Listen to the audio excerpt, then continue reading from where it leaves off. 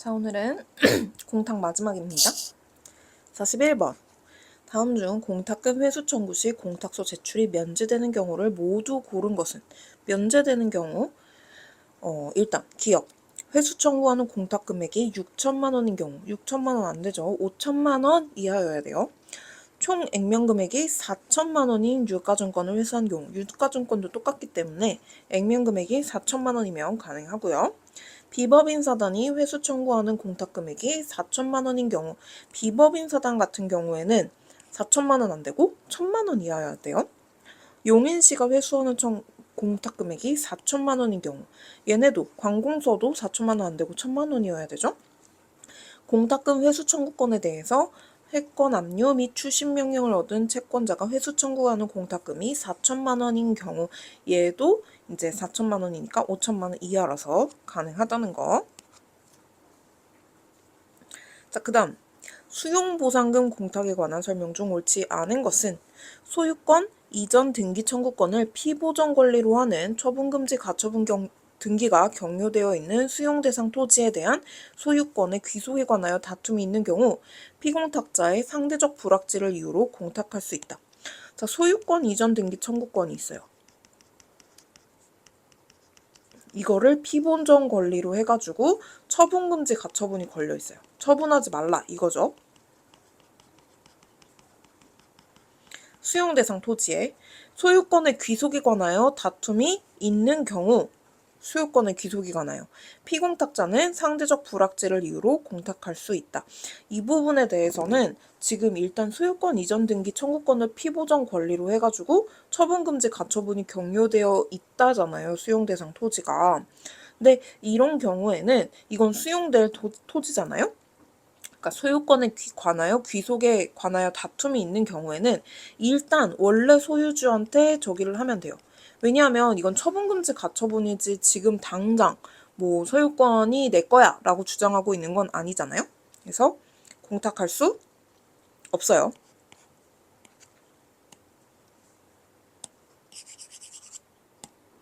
자, 분할 전과 후의 토지대장의 소유 명의인이 다른 경우 상대적 불확지 공탁을 할 수 있다. 그죠? 분할 전하고 후에 토지대장 소유 명의인이 달라졌어. 왜 다르지? 같은 토지에서 분할한 건데 이런 경우에는 누가 진짜 소유자인지 알 수가 없어요. 그러니까 상대적 불확지 공탁을 할 수 있고요.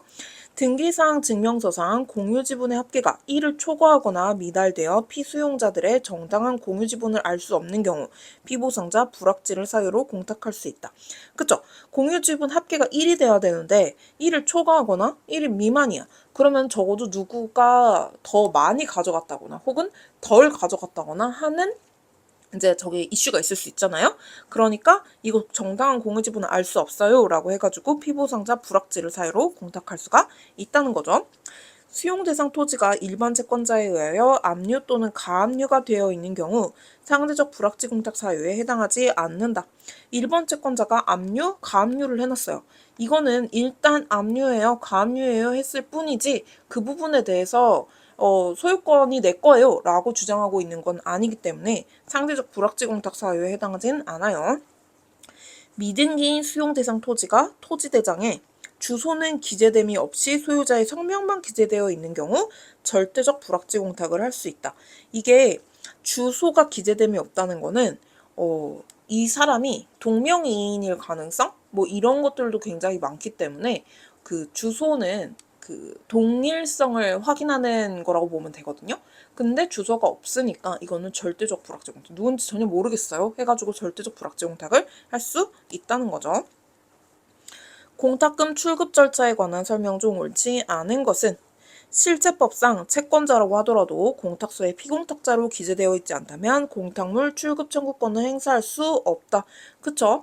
공탁은 언제나 형식상, 서류상으로 결정이 돼요. 그러니까 내가 진정한 권리자야 라고 하더라도 형식적으로 서류에 이름이 안 적혀 있으면 그거는 가져갈 수 없는 거예요.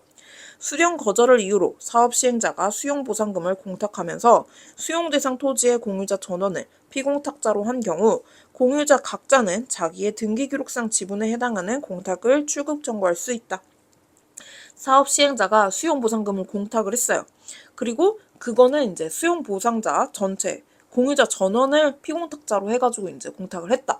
그러면은 피공탁자 중에 한 명은 이제 가서 내 지분에 관한 것만 받아올 수가 있는 거죠. 채무자인 공탁자가 변제 공탁을 하면서 공탁소에 불가분 채권자 2인을 피공탁자로 기재한 경우 피공탁자 중 1인이 출급자의 출급 동의서를 첨부한 경우 단독으로 공탁물 출급 청구를 할 수 있다. 안 되죠. 동의서만 가지고 안 돼요. 승낙서를 가지고 오든지 뭐 이렇게 해야 돼서 승낙서가 꼭 필요해요. 그렇기 때문에 이거 그 동의서만 써준다고 되는 게 아니에요. 토지 수용 보상금이 상대적 불확지 공탁이 된 경우 공탁자를 상대로 한 공탁물 출급 청구권 확인의 확정 판결은 출급 청구권 증명 서면이 될 수 없다. 공탁자를 상대로 해가지고 그 상대적 불확지 공탁이 된 경우 공탁자한테 저 이거 제가 권리자예요 라고 공탁자 상대로 해봤자 상관이 없어요. 그 효력이 없어요. 왜? 공탁자는 몰라서 는 거잖아요. 근데 공탁자 상대로 해봤자 뭘 해. 그쵸? 토지 수용 보상금이 상대적 불확 공탁이 된 경우 피공탁자 전원이 공동으로 출급 청구하는 경우 별도의 출급 청구권 증명서면을 제출할 필요가 없다. 그쵸? 상대적 불확지 공탁이 됐는데 피공탁자 전원의 지분을 몰라가지고 상대적 불확지 공탁을 했단 말이죠. 근데 전원이 다 같이 와가지고 우리 이거 출급할게요 라고 하면 지분 신경 쓸 필요 없이 그냥 싹 다 내주면 되니까 출급 청구권 증명서면을 제출할 필요 없겠죠.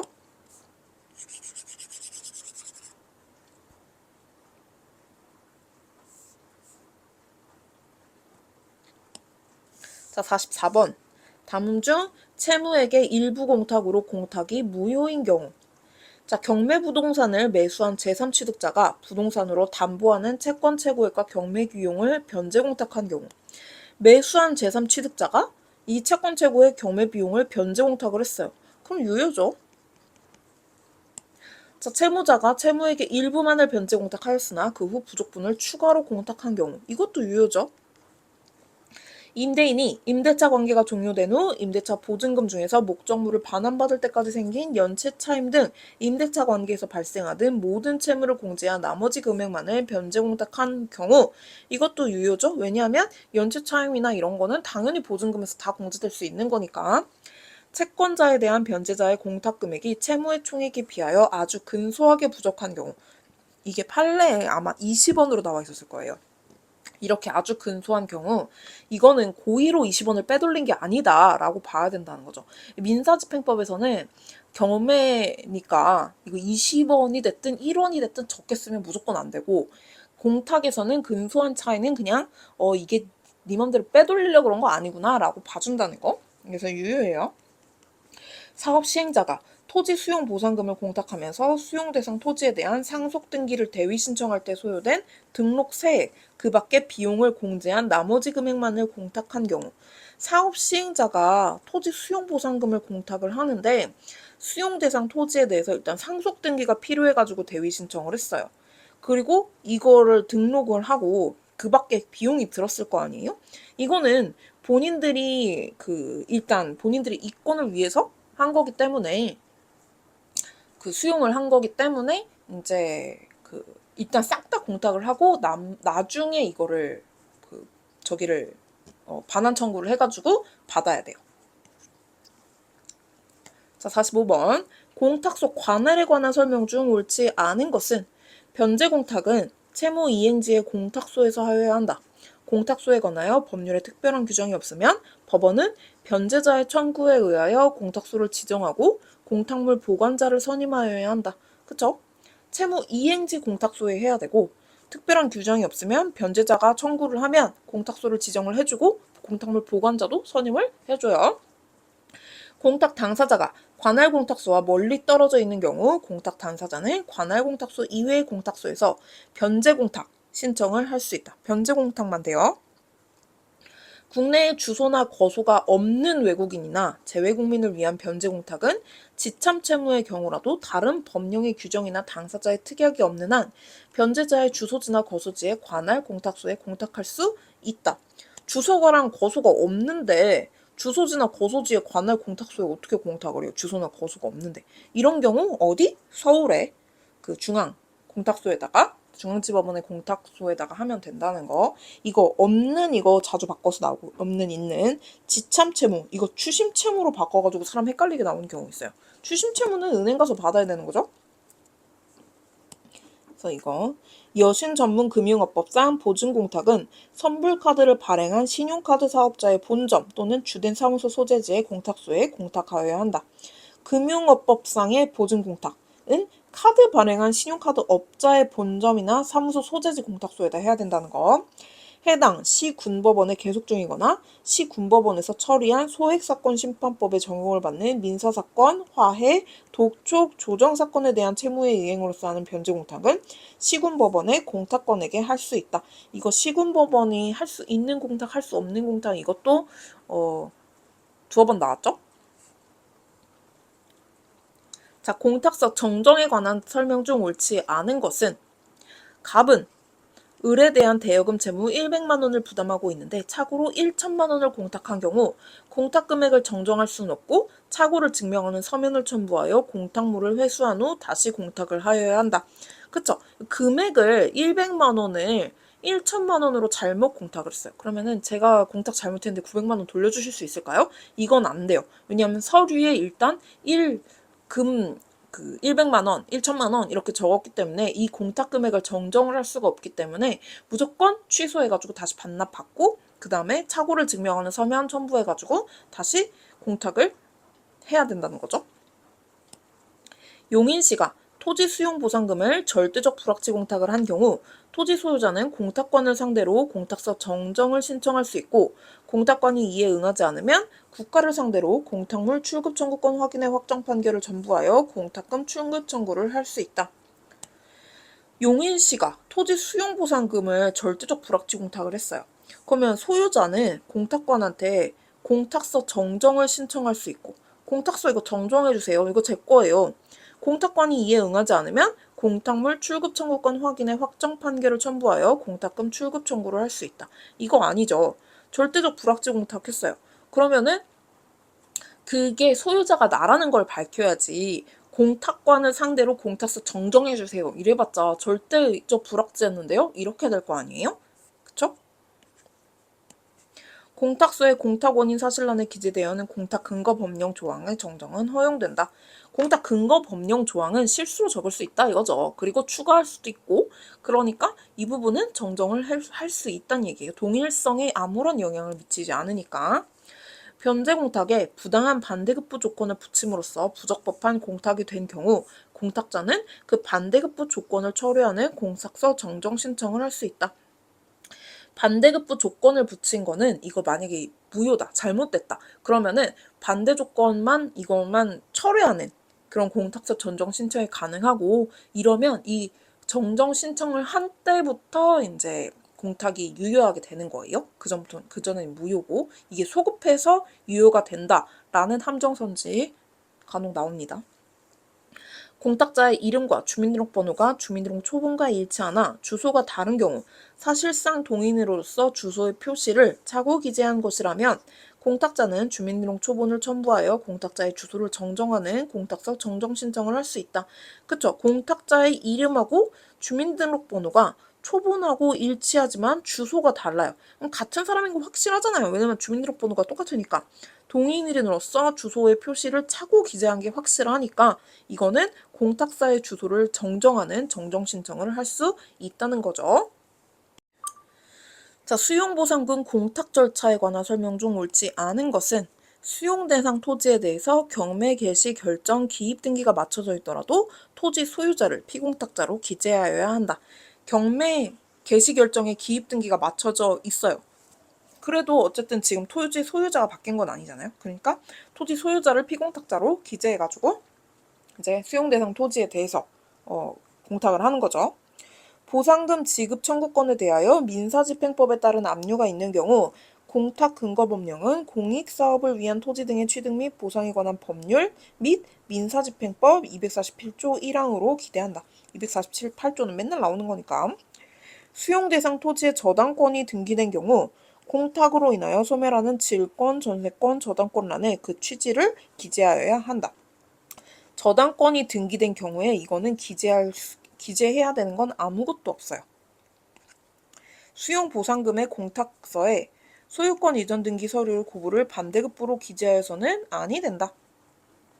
그쵸? 수용보상금 공탁인데 이거 수용을 할 거잖아요? 근데 소유권 이전 등기 서류를 교부해 주세요. 이거는 원래 소유권 그 매도 매매에서 저기 되는 거지 이거는 수용보상금 공탁서에는 안 된다는 거죠. 수용보상금 공탁 신청을 시군법원 공탁관에게 하는 것은 인정되지 않는다. 시군법원 공탁관은 이거는 처리할 수 없어요.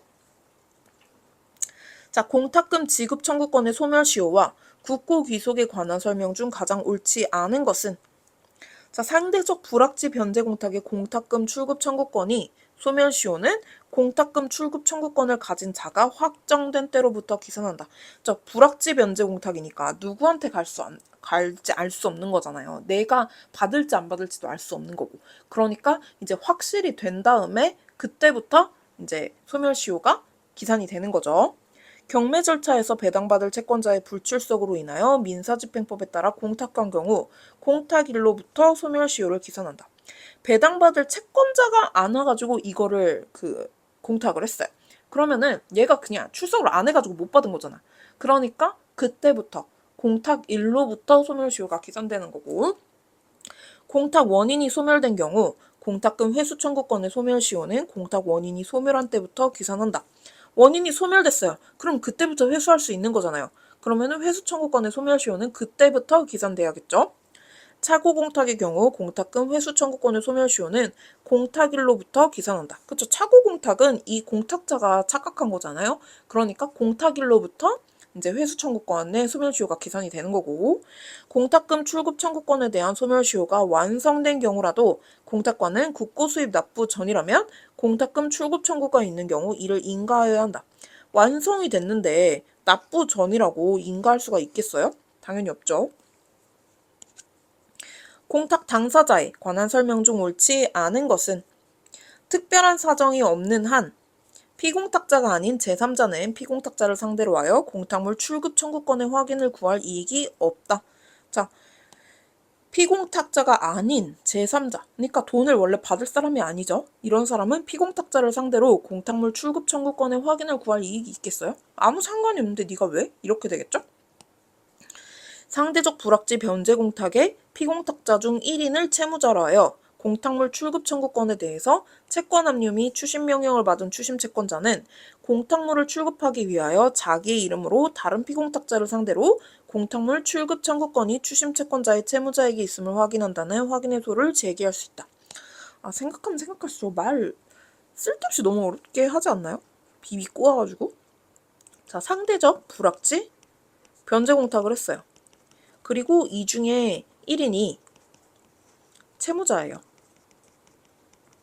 채무자로 해가지고 이 사람이 그러면은 출급 청구권이 있을 거 아니에요? 이거를 지금 뭘 한 거예요?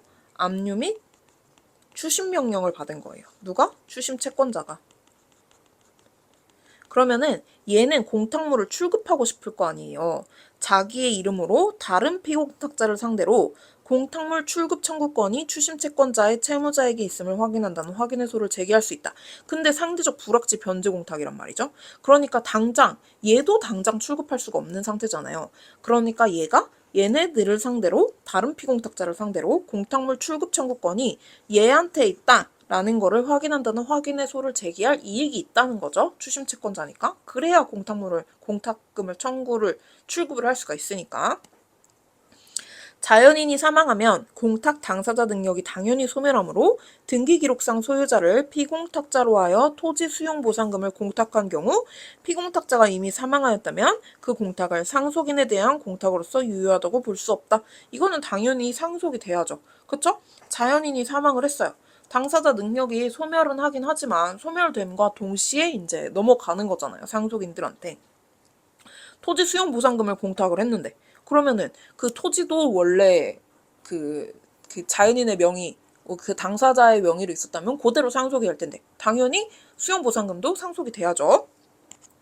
주택임대차보호법상 대항력을 갖춘 임차인의 임대차 보증금 반환 채권이 가압류된 상태에서 임대주택이 양도되면 임대주택의 양수인이 해당 주택에 관한 등기사항 증명서를 첨부하여 집행공탁할 수 있다. 자, 대항력을 갖춘 임차인이에요. 임대차 보증금 채권이 근데 가압류가 됐어요. 그리고 임대주택이 양도가 됐어요. 임대주택의 양수인이 해당 주택에 관한 등기사항 증명서를 첨부하여 집행공탁이 가능하겠죠. 임대주택을 양도를 했으니까 그거에 관한 권리랑 의무 이런 건 다 양수인한테 갈 거 아니에요? 자, 가압류 채권자의 가압류 채무자에 대한 집행 권한으로는 제3자가 한 해방공탁금에 대한 집행을 할 수 없다.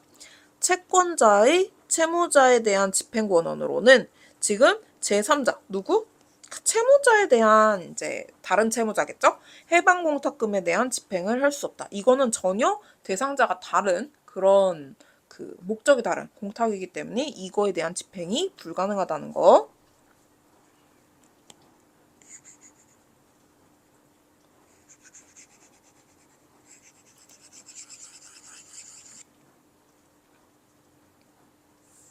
자, 마지막.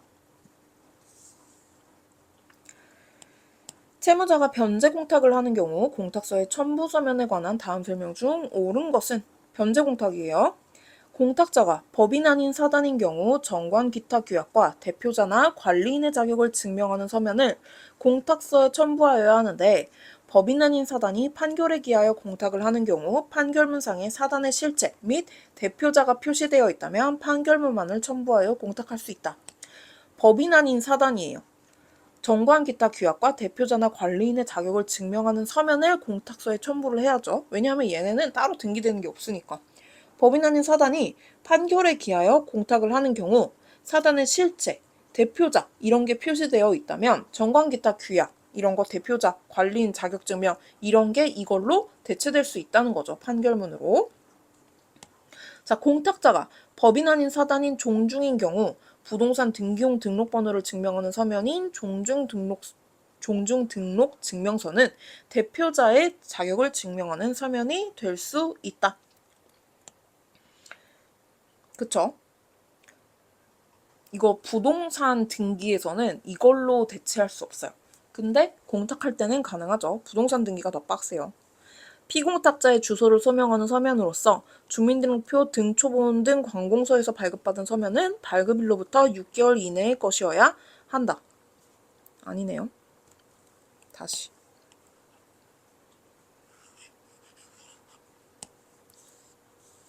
자, 옳은 것은 공탁자가 법인 아닌 사단인 경우 정관 기타 규약과 대표자나 관리인의 자격을 증명하는 서면을 공탁서에 첨부하여야 하는데 법인 아닌 사단이 판결에 기하여 공탁을 하는 경우 판결문상 사단의 실체 및 대표자가 표시되어 있다면 판결문만을 첨부하여 공탁할 수 없죠. 그래도 이게 정관 기타 규약과 대표자나 관리인의 자격을 증명하는 서면을 첨부를 해야 돼요. 판결문하고 이거는 이제 성질이 다르니까.